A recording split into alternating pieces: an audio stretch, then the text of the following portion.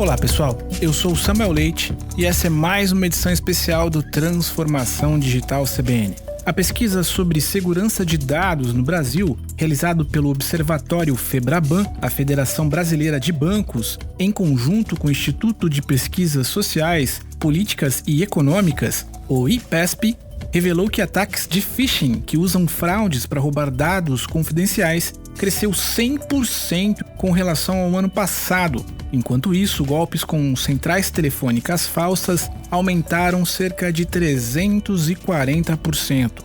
E para falar sobre fraudes e golpes virtuais na pandemia, eu convidei Antônio Lavareda, que é presidente do Conselho de Ciências do Instituto de Pesquisas Sociais, Políticas e Econômicas, o IPESP.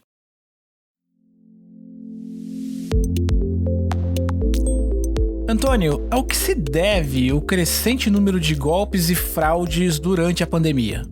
Olha, Samuel, o fato é que com a pandemia e, sobretudo, com o isolamento social, as pessoas passaram a despender mais tempo nas suas residências, nos domicílios. E, com isso, a utilizar mais o celular, notebook, computadores, enfim, nas compras online, na contratação de serviços digitais e também nas suas transações bancárias. Então, esse número de fraudes e golpes disparou. Até porque lembremos que a pandemia, e isso não ocorreu apenas no Brasil, ela multiplicou por 5 o volume, o andamento da digitalização no mundo, né? Digitalização no consumo, digitalização no trabalho, na educação também, em todas as dimensões. É essa que é a principal explicação para esse aumento, né, digamos, exponencial dos crimes, de fraude, etc., e, concomitantemente, do medo das pessoas, que também, naturalmente, aumentou bastante em relação a esse problema. Perfeito. Você acredita que as técnicas para enganar a população, de maneira geral, estão ficando mais elaboradas nos últimos tempos?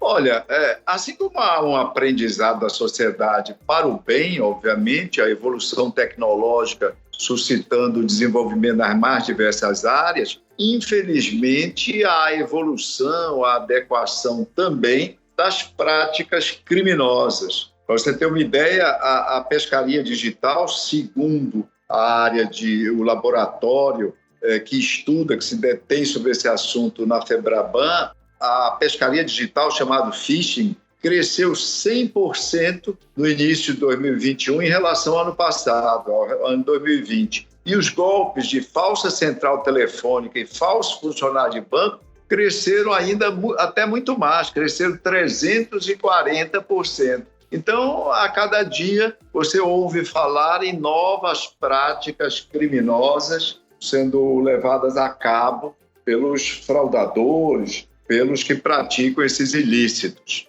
Perfeito. E quais são hoje os principais golpes e fraudes que vêm sendo aplicados nos últimos tempos? Olha, essa edição do Observatório FEBRABAN, especificamente voltada para esse tema, né, que é a visão da sociedade sobre a segurança digital, a pesquisa indagou as pessoas, os entrevistados, e é uma amostra grande, expressiva, 3.000 pessoas nas mais diversas regiões do Brasil.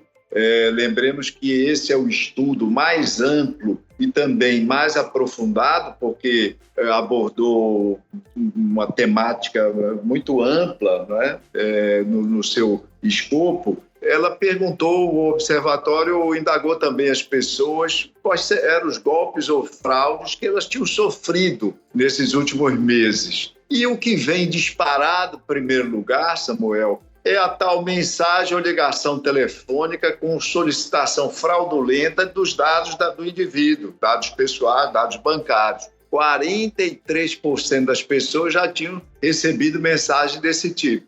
Em segundo lugar, com 34%, um pouco mais que um terço dos entrevistados, eles haviam recebido mensagem com solicitação de depósito ou transferência de dinheiro para amigo ou parente, aquele golpe conhecido.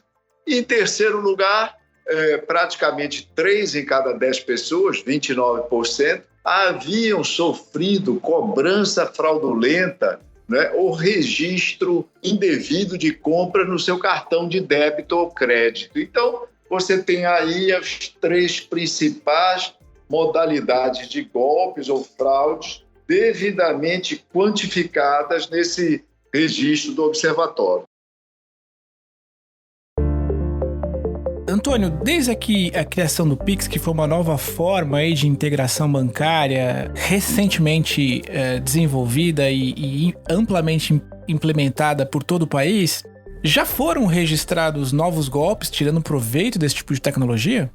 Olha, Samuel, o Pix produziu uma mudança impressionante. Hoje lidera, é a plataforma que lidera o número de transferências, o número absoluto de transferências bancárias, inclusive no Brasil. Sua utilização é a mais variada. Uma edição anterior, para o nosso ouvinte acompanhar, uma edição anterior do Observatório registrou, embora uma quantidade em termos relativos pequeno, mas em termos absolutos sempre uma coisa significativa, havia até um quantitativo de pessoas que utilizam o Pix para namorar, por exemplo, para mandar, para fazer transferências com mensagens amorosas, mensagens de paquera. Pois bem, os criminosos também têm utilizado a nova plataforma para tentar viabilizar seu intento. E, infelizmente, há registro recente do início de uma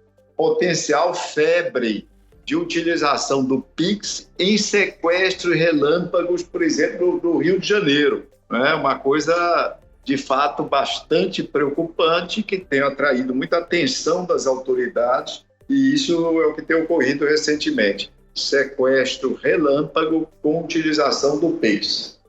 Bom, cerca de 86% dos brasileiros têm medo de ser vítimas de fraude ou violação de dados pessoais. Isso explica o crescente interesse da pesquisa, apontando que parte importante desses entrevistados se sentem mais seguros com relação à proteção de seus dados nos últimos 5 anos. E 54% dessas pessoas ouvidas têm esperança que nos próximos 5 anos veremos mais avanços em segurança.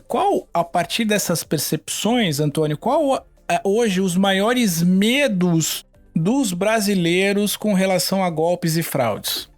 Olha, as pessoas são preocupadas, sobretudo com as compras online. Elas vêm em primeiro lugar, 35% das citações. Compras online. Em segundo lugar, a utilização, o tráfego pelos sites em geral, com 33%. Também se preocupam com a possibilidade, em terceiro lugar, de que quando elas fazem pesquisas online sobre determinados termos ou determinados assuntos e utilizam site, fazendo uso de sites de busca, 23%, ou seja, em terceiro lugar, vem aí, apontam que é onde elas se sentem mais suscetíveis para que seus dados sejam pirateados, sejam utilizados para fins fraudulentos, para estelionato, entre outras modalidades criminosas, Samuel. Um dos temas mais discutidos hoje em dia, quando a gente fala de transformação digital, é a agenda da privacidade, né? Ela, ao meu ver, ela ficava um pouco restrita às pessoas que acabam, de alguma forma, trabalhando a parte da tecnologia de maneira mais intensa ou que são mais habituados a tratar desse tema. O que se percebe ao longo dos últimos meses, enfim, é que hoje em dia grande parte da população, quer dizer, esse tema acabou ganhando outra dimensão. Então, grande parte da população hoje entende a questão da privacidade de dados na internet e enxerga que a privacidade de fato é um mito, que não é algo possível, factível. Por que essas pessoas têm essa percepção, Antônio? Olha, é um sentimento de relativa impotência diante desse emaranhado, dessa complexidade, né, da tecnologia nos dias correntes. Então, as pessoas sentem, né, percebem essa ausência, como eu disse, de controle. Elas sabem que seus dados estão permanentemente em risco de serem utilizados de forma indevida, como de fato frequentemente são, Samuel. Por isso que as pessoas dizem, por exemplo, que devia haver uma regulamentação governamental mais estrita, por exemplo, sobre as empresas, sobre o que as empresas poderiam fazer com os dados pessoais coletados. Todo mundo sabe hoje que quando vai a uma farmácia, um estabelecimento comercial, etc. e tal, terminam-lhes sendo demandados muitas informações que, a princípio, não tem nada a ver com aquela atividade comercial específica, o ato de comprar um produto farmacêutico ou qualquer outra coisa. Mas elas, então, acham que a regulamentação, que as leis deveriam ser muito mais duras, né, mais estritas a respeito. 76% dizem isso. Grande parte da população não conhece, né, por exemplo, Samuel, a LGPD, a Lei Geral de Proteção de Dados, que começou a vigorar no Brasil em setembro do ano passado e agora já em agosto, esse próximo mês, daqui a alguns dias, já vai estar começando, né, no âmbito dela, já vão estar começando a ser aplicadas multas, sanções administrativas a empresas que infringirem alguns dos seus dispositivos. 60% das pessoas nunca ouviram falar na LGPD. E dos 37 que conhecem, que respondem que conhecem, na verdade, só 9%, praticamente 1 em cada 10, respondem que conhecem bem. Quando você descreve para as pessoas, Samuel, o Observatório fez isso, descreve a LGPD, assim como descreve a Lei 14.155. Que lei é essa? É uma legislação relativamente recente, entre nós, recente de fato, que aumentou as penas, que tornou as penas mais duras, penas de fraude, de estelionato online. Quando você descreve isso, 62% manifestam uma expectativa otimista de que essa legislação vai diminuir muito, ou pelo menos diminuir um pouco, essa onda de crimes de que elas têm conhecimento e que vem atemorizando a sociedade de uma forma geral. Perfeito. E quais as atividades, Antônio, ao seu ver, acabam de alguma forma evidenciando esse sentimento de vulnerabilidade mais intenso nos usuários, nas pessoas? De que maneira as pessoas estão se sentindo hoje? Em que momento, né, as pessoas estão se sentindo mais vulneráveis quando o tema é privacidade, vazamento de dados, segurança de informação, enfim?